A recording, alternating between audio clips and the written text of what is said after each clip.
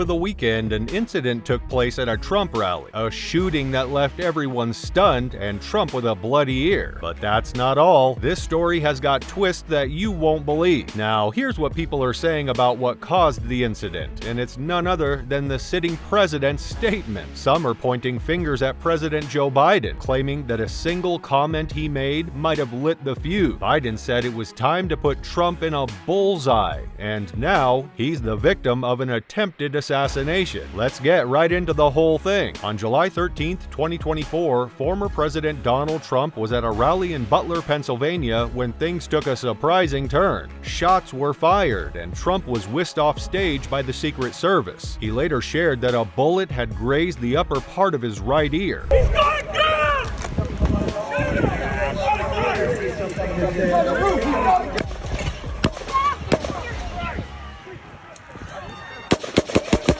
Eyewitnesses said it all happened so fast. One moment Trump was speaking, the next people were ducking for cover as the Secret Service agents jumped into action. Videos show Trump touching his ear and then ducking down. You can even see a bit of blood on his face. Not the kind of souvenir anyone wants from a rally, right? So, how did the shooter get that close? Turns out the gunman, Thomas Matthew Crooks, was on top of a shed outside the security perimeter. He fired from about 400 feet away with a semi-automatic AR-style rifle. The Secret Service did take him down, but not before he tragically shot an audience member, Corey Comparatori, who was trying to protect his family. 2 other people were also critically injured. People have also been wondering how the shooter could bypass the security layers at the rally. So let's break it down. There are 3 layers of security at events like these. First, the Secret Service agents are right by Trump's side. Then, local law enforcement secures the perimeter. Lastly, snipers are positioned at strategic points.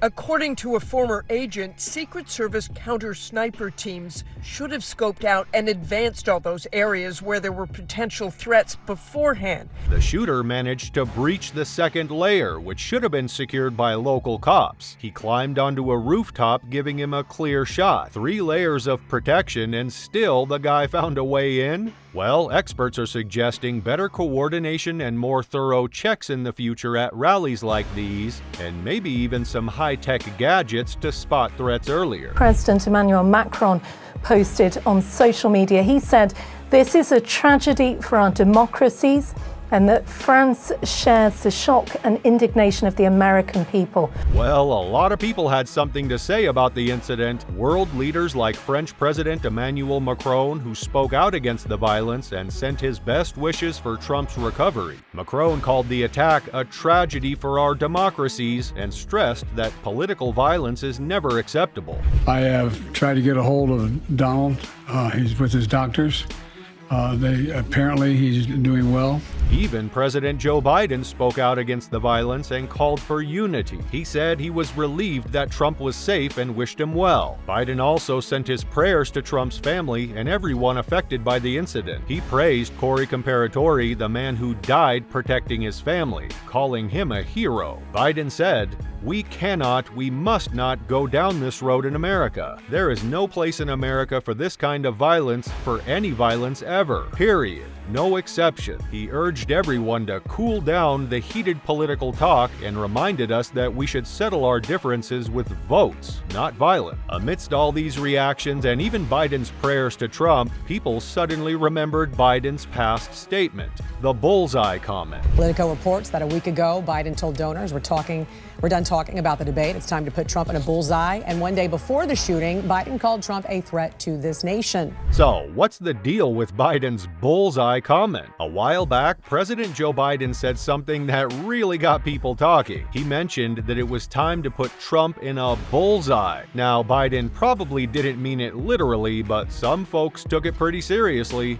Especially given what happened at the rally, it's easy to see why this comment came back to haunt him. As you can imagine, the immediate reactions were all over the place. Republicans jumped on it like it was the scoop of the century. They said Biden's words were a clear incitement to violence. Other fake news outlets demonizing Trump and calling him Hitler are directly responsible for this violent attack on President Trump's life. They have blood on their hands. Representative Mike Collins said the Republican Assistant District Attorney in Butler County, Pennsylvania, should immediately file charges against Joseph R. Biden for inciting an assassination. Senator Rick Scott, who has plans to be the next Senate Republican leader, also said these words. Democrats and liberals in the media have called Trump a fascist. They've compared him to Hitler. This isn't some unfortunate incident. Today is not just some isolated incident. The central premise of the Biden campaign is that President Donald Trump is an authoritarian fascist who must be stopped at all costs. On the other side, Democrats defended Biden, saying it was just a figure of speech and that blaming him was a massive stretch. They argued that political figures often use strong language and that it's unfair to hold Biden accountable for the actions of a lone shooter. Did Biden's words incite violence? Well, that's where things get tricky. Some believe that political leaders should be more cautious with their words, especially in today's tense climate. They think Biden's comment, even if not meant literally, might have added fuel to the fire. Others argue that the shooter was likely already troubled and that Biden's words were just a convenient excuse for his action. They say it's a classic case of bad actors twisting words to fit their narrative. You know, it's one of those situations where everyone sees what they want to see. If you're a Biden supporter, you're probably rolling your eyes at the idea that his comment led to the shooting. If you're a Trump fan, you might be nodding along, thinking Biden's words were reckless. Either way, it's a heated debate with no easy answer. If you think this shooting marks the end of Trump's campaign, you'll be disappointed or shocked when you hear that the opposite has happened. Since the incident on July 13, 2024, the MAGA movement has only grown stronger. Seriously, the support for Trump is more intense than ever.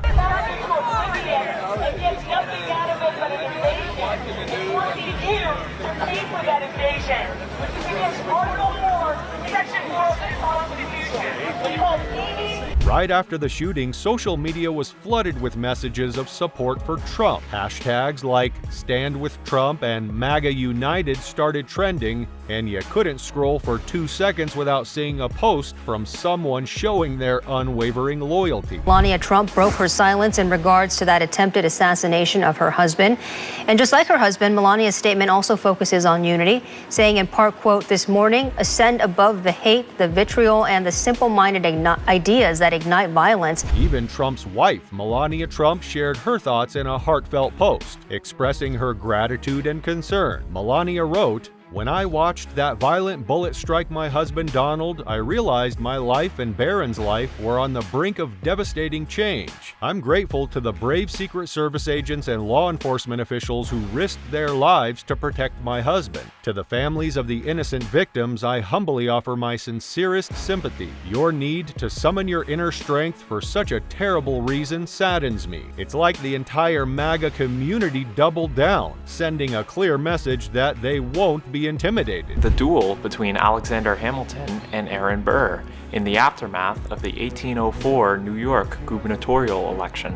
Now, it would interest you to know that this isn't the first case of political violence in U.S. history. Let's take a trip down memory lane. Do you remember the infamous duel between Alexander Hamilton and Aaron Burr back in 1804? It all started with some serious trash talk and political rivalry. Hamilton made some unflattering remarks about Burr, and things escalated to the point where they decided to settle it with pistols at dawn. Spoiler alert, it didn't end well for Hamilton.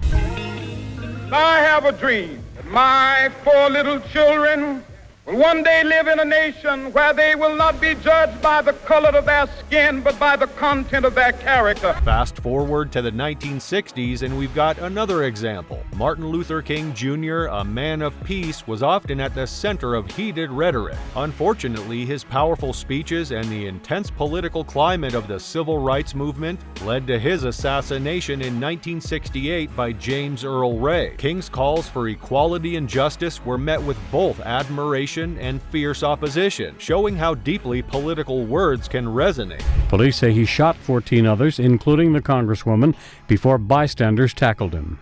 I could see out of the corner of my eye him coming in our direction.